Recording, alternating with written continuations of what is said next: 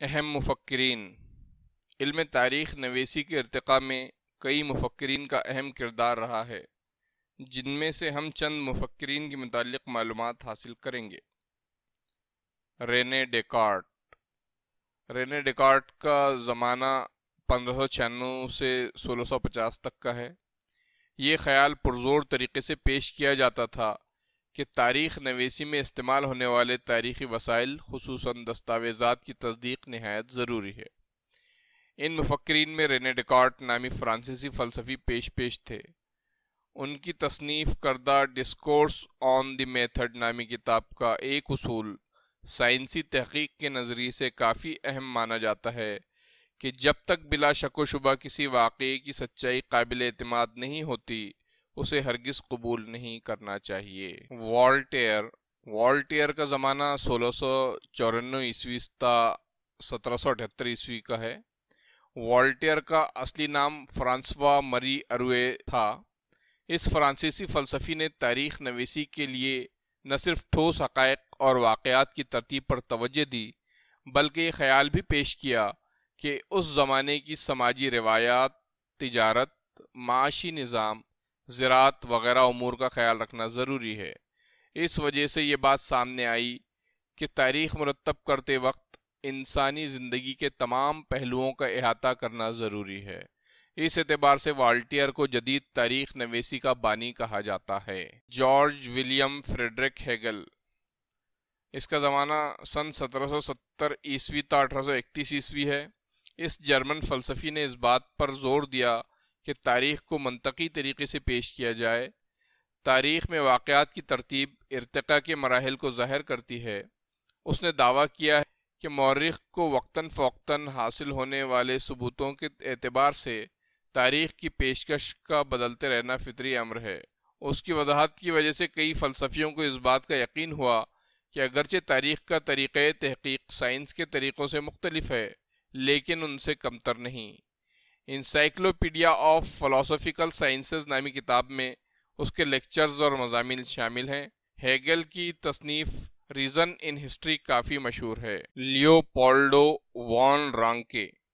اس کا زمانہ 1795 تا 1886 ہے۔ 19ویں صدی میں طریقہ تاریخ نویسی پر خصوصی طور پر برلن یونیورسٹی کے لیوپولڈو وان رانکے کے خیالات کا اثر تھا۔ انہوں نے تاریخی تحقیق کے تشخیصی طریقے کے بارے میں بتایا۔ انہوں نے اس بات پر زور دیا کہ اصلی دستاویزات کے ذریعے حاصل شدہ معلومات انتہائی اہم ہوتی ہے، اور تاریخی واقعات سے متعلق تمام اقسام کے کاغذات اور دستاویزات کی کڑی جانچ ہونی چاہیے۔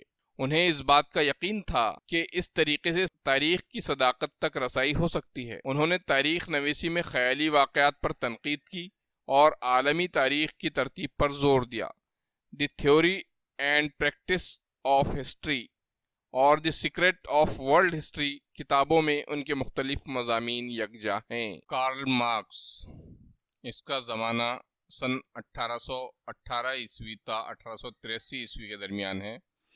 19ویں صدی کے نصف آخر میں کارل مارکس کے پیش کردہ اصولوں کی وجہ سے تاریخ کے زاویہ نظر میں اہم تبدیلیاں لانے والا فکری نظام وجود میں آیا۔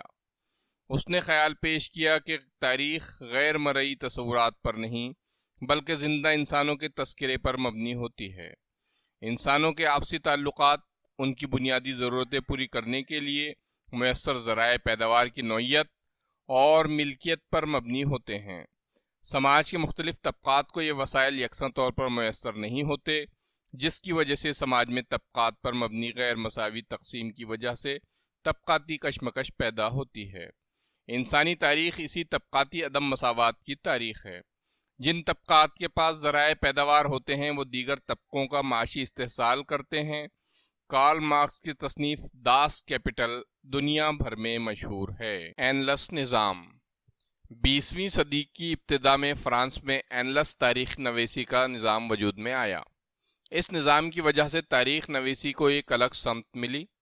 تاریخ کے مطالعے کو صرف سیاسی اتھل پتھل، بادشاہوں، عظیم رہنماؤں اور ان کی سیاست، سفارت اور جنگوں پر مرکوز نہ کرتے ہوئے اس دور کے موسم، مقامی لوگ، زراعت، تجارت، ٹیکنالوجی، نقل و حمل، مواصلاتی وسائل، سماجی درجہ بندی اور اکثریت کا رجحان جیسے موضوعات کا مطالعہ بھی اہم سمجھا جانے لگا۔ اینلس نظام کی ابتدا اور ارتقاء کا صحرا فرانسیسی مورخوں کے سر بندھتا ہے۔ نسائی تاریخ نویسی۔ نسائی تاریخ نویسی یعنی خواتین کے نقطہ نظر کے مطابق کی گئی تاریخ کی اثر نو تشکیل۔ سیما دا بوا نامی فرانسیسی دانشور نے نسائیت کا بنیادی کردار ثابت کیا۔